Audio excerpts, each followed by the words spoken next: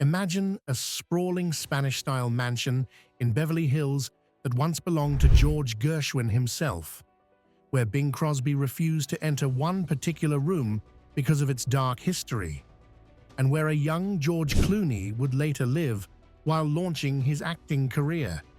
This was the home of Rosemary Clooney, the woman with the golden voice who captured America's heart in the 1950s and whose life story reads like a Hollywood script itself. Born in the small town of Maysville, Kentucky in 1928, Rosemary Clooney rose from humble beginnings to become one of the most beloved entertainers of the 20th century. Her childhood was marked by hardship. Her father struggled with alcoholism, and when she was just 15, her mother left, taking Rosemary's brother Nick to California, while she and her sister Betty remained behind. Yet, from this turbulent start emerged a talent that would light up both the music charts and the silver screen. She burst onto the national scene in 1951 with her chart-topping hit, "Come On to My House," a song she famously despised but recorded anyway as a young artist with no leverage. The song became her first big breakthrough, followed by a string of hits including Mambo Italiano, Hey There, This Our House, and Tenderly. Her sultry, sophisticated voice made her one of the biggest pop stars of the early 1950s, with 16 songs charting between 1951 and 1956. But Rosemary Clooney wasn't just a singer. In 1954, she starred alongside Bing Crosby, Danny Kaye, and Vera Ellen in what would become one of the most beloved holiday films of all time, White Christmas. Her performance in that film cemented her status as a Hollywood star and created a legacy that endures to this day. Behind the glamorous facade, however, Clooney's life was a roller coaster of triumphs and struggles. Her tumultuous marriages to actor Jose Ferrer, they married, divorced, remarried, and divorced again. Her battles with bipolar disorder and prescription drug addiction, and her 1968 nervous breakdown nearly destroyed her career. Yet she staged one of entertainment's most remarkable comebacks in the late 1970s, rebuilding her reputation and continuing to perform until her death in 2002. Throughout her 5-decade career, Rosemary Clooney amassed a net worth estimated at $20 million at the time of her death. Her real estate holdings reflected both her Hollywood success and her deep Kentucky roots. From her legendary Beverly Hills estate, a house with its own fascinating history, to her riverside retreat in her home state, Clooney's homes tell the story of a woman who never forgot where she came from, even as she conquered the entertainment world. Today, we're taking you on an exclusive tour of the homes that sheltered this remarkable woman, revealing the spaces where she raised her 5 children, entertained Hollywood legends, and found peace between performances that captivated audiences around the globe. In 1953, the same year she married Puerto Rican actor Jose Ferrer, Rosemary Clooney purchased one of the most storied properties in Beverly Hills, the former home of legendary composer George Gershwin at North Roxbury Drive. This wasn't just any house, it was a piece of American musical history, and it would be Rosemary's primary residence for nearly 50 years until her death in 2002. The Spanish-style mansion was originally built in 1928 by photographer Lansing Brown, and the house carried with it a dark piece of Hollywood lore. In 1934, Brown accidentally shot and killed singer Russ Columbo, who at the time was Bing Crosby's main recording rival, in the home's den. Years later, when Rosemary and Bing Crosby would record their radio shows in the house during the 1950s, Crosby famously refused to enter that particular room where Columbo had died. The tragic incident cast a shadow over the property, but it didn't diminish its appeal to the entertainment elite. Between Brown's ownership and Rosemary's purchase, the house had been home to the brilliant composer George Gershwin. Interestingly, George's brother Ira Gershwin lived next door, creating a musical compound on North Roxbury Drive. When Rosemary moved in, she was literally walking in the footsteps of one of America's greatest composers, adding her own chapter to the home's rich artistic legacy. The house became the center of Rosemary and Jose's glamorous Hollywood lifestyle in the 1950s. Located in the heart of Beverly Hills, the mansion was where the couple raised their 5 children: Miguel, Maria, Gabriel, Monsita, and Raphael, born between 1955 and 1960. The neighborhood itself was star-studded. Roxbury Drive was home to many of Hollywood's elite, creating a community of celebrities that felt almost like a small town within the sprawling city. One of the most charming details about life at the Roxbury Drive home involved Rosemary's children. They would set up a lemonade stand and sell drinks to tourists who came by hoping to glimpse the famous residence. It was a delightfully normal touch in an otherwise extraordinary household. Rosemary also recalled that during Christmas of 1955, Bing Crosby and his 4 sons came caroling along North Roxbury Drive, serenading the neighbors in a scene that perfectly captured the magic of that golden Hollywood era. The mansion witnessed not just the triumphs of Rosemary's career, but also her darkest struggles. It was here that the pressures of her turbulent marriage to Jose Ferrer, marked by his repeated infidelities, took their toll. After their first divorce in 1961, Rosemary had a brief, intense affair with composer Nelson Riddle, and they even lived together for a time in a house his secretary found for them. But family friend Frank Sinatra convinced her to end it, reminding her that with her 5 children and Riddle's 6, they couldn't break up so many families. She eventually remarried Ferrer in 1964, only to divorce him again for good in 1967. The late 1960s brought Rosemary to the breaking point.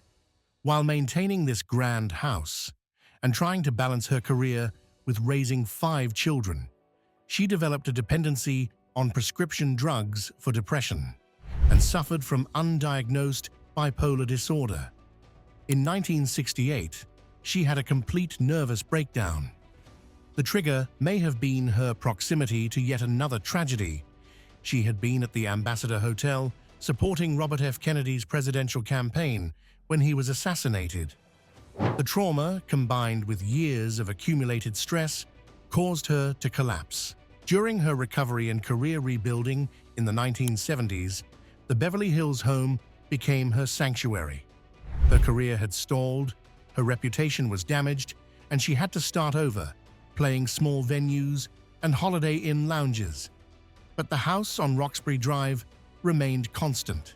It was where she regrouped, where she raised her children, and eventually where she celebrated her remarkable comeback.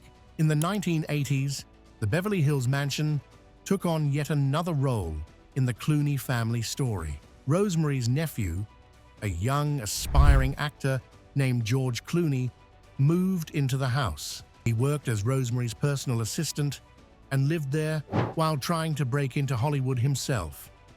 It's a touching detail. The house remained Rosemary's primary residence until her death from complications of lung cancer on June 29, 2002, at age 74. She passed away in the home, surrounded by family, bringing her 50-year residence there to a peaceful close. The Beverly Hills mansion represented Rosemary's Hollywood success. It was her second home that truly revealed her heart. In 1980, at the height of her career comeback, Rosemary Clooney purchased a historic house at 106 East Riverside Drive in Augusta, Kentucky, just a few miles from her childhood hometown of Maysville. This wasn't a flashy investment property or a vacation home. This was Rosemary coming home. The house itself dated back to 1835 making it one of the historic treasures of Augusta, a charming small town perched on the banks of the Ohio River. Originally built as a hotel, the home had witnessed nearly a century and a half of American history before Rosemary claimed it as her own. Its location was spectacular. Sitting directly on Riverside Drive with sweeping views of the Ohio River, the property offered the kind of natural beauty and tranquility that simply couldn't be found in Los Angeles. Rosemary filled the Augusta house with memorabilia from her career, but not in a showy way. This was her personal collection, the things that mattered most to her. Photographs of her children and grandchildren, costumes from her films, gold records from her hit songs, and mementos from her performances with friends like Bing Crosby. She kept her mink coat there, letters from fans and fellow performers, and the accumulation of a lifetime in entertainment. The home became particularly special in her later years. In 1997, Rosemary married her longtime friend, Dante DiPaolo, a dancer she had first fallen in love with back in the 1950s while taking dance lessons to improve her performance in White Christmas. Rosemary and Dante spent as much time as possible at the Augusta house. For Rosemary, who had spent so many years navigating the cutthroat world of Hollywood, dealing with the pressures of fame, and rebuilding her career after her breakdown, the Riverside house offered something priceless: peace. The house witnessed her final years as a doting grandmother. Her children, now adults with families of their own, would visit, and Rosemary delighted in spoiling her grandchildren. Her son Gabriel later recalled that his fondest memories of his mother in those final years were watching her with the grandchildren at the Augusta house. After decades of struggling to balance motherhood with her demanding career, she finally had the time to simply be present with her family. When Rosemary passed away in 2002, her children knew the Augusta house was special. Other than simply selling it, they approached Dr. Steve Henry, Kentucky's former lieutenant governor, and his wife, Heather French Henry, who had been crowned Miss America 2000, the first woman from Kentucky to win that title. Heather had a personal connection to Rosemary. One of her first phone calls after winning the crown had been from Rosemary herself, and they had developed a close friendship. The Henrys purchased the home with the intention of using it as a second residence. But something remarkable happened. As the Henrys began settling into the Augusta house, they discovered it was filled with far more memorabilia than they had imagined. Then Paramount Studios contacted them. The studio had located costumes from White Christmas and wanted to know if they'd like them for the house. Suddenly, they weren't just buying a historic home. They were becoming the custodians of Rosemary Clooney's legacy. The decision was made to transform the entire property into a museum. In 2005, the Rosemary Clooney house officially opened to the public, allowing fans from around the world to step into the life of Kentucky's favorite daughter. The museum houses an extraordinary collection. Over 700 pieces of clothing, worn not just by Rosemary, but also by her co-stars, including Bing Crosby, Bob Hope, Barbara Stanwyck, Jack Benny, Vivian Leigh, Cary Grant, and Jerry Lewis. The crown jewels of the collection are the original costumes from White Christmas, including the famous blue-feathered fan from the Sisters number that Rosemary performed with Vera Ellen. Visitors can see the actual gowns worn in the film, along with letters from Bing Crosby, posters from all of Rosemary's films, record albums featuring her greatest hits, and countless photographs documenting her life from her early days in Cincinnati radio to her final performances in the late 1990s. Today, the Rosemary Clooney house stands as the largest collection of White Christmas memorabilia in the world. Fans make pilgrimages from across the globe to this small Kentucky town, walking through the same rooms where Rosemary found peace, looking out at the same river views she cherished, and connecting with the legacy of a woman who conquered Hollywood but never forgot home. From the glamorous halls of her Beverly Hills mansion, where George Gershwin once composed, where Bing Crosby refused to enter the den where Russ Columbo died, and where a young George Clooney got his start, to the peaceful riverside retreat in Augusta, where Rosemary Clooney could finally be herself, these homes tell the complete story of an American icon. They reveal a woman who lived multiple lives, the small-town girl who made it big, the devoted mother of 5, trying to balance career and family, the woman who fell and rose again, and finally, the beloved entertainer who came home to her roots. If this tour through Rosemary Clooney's legendary homes has captivated you as much as it has captivated us, please hit that like button and subscribe to our channel.